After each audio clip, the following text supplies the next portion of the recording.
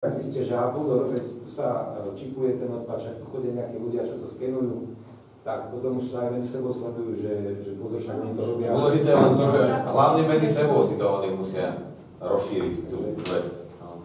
Mne to určite dáva význam, že naučiť naozaj, aby začali prístroje triediť. To je jedno, či to bude robiť dobriec, alebo sa im dajú nejaké nádoby. Ale ideálne vrecia, lebo tie vrecia na ten zber, tam už stačí potom možno nejaké malé vozidielko, ktoré to zvládne. Proste klicha tam. A zase tam dajú určiť nejaké tie časy, a kde by sa to dávalo. Ale to zase to nie je až tak veľa. V podstate to raz týždenne, možno že pondelok, lebo v podstate tedy je ten presun tých ľudí najväčší. My tie zbery máme, však sú už také zbery, že ľudia majú hodinky čipovacie a vlastne on nejaký zoberie to vrecu, načipuje, hodí, načipuje. To je ešte hudba ďalekej budúcnosti.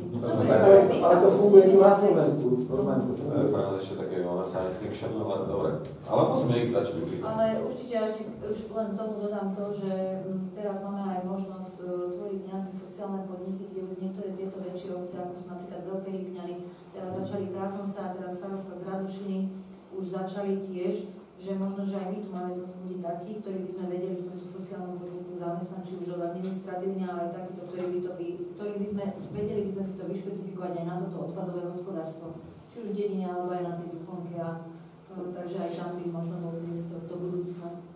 Takže aj o tom som začala teraz mať nejaké sedenie a počúvam ich starostov, ako sú na tom, ako to štát podporuje financie a tak ďalej.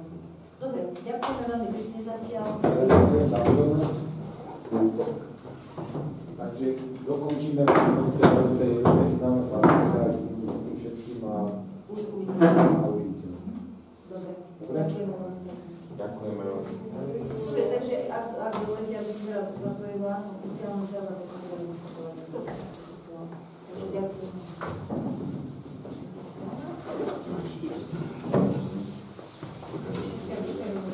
jeden robot.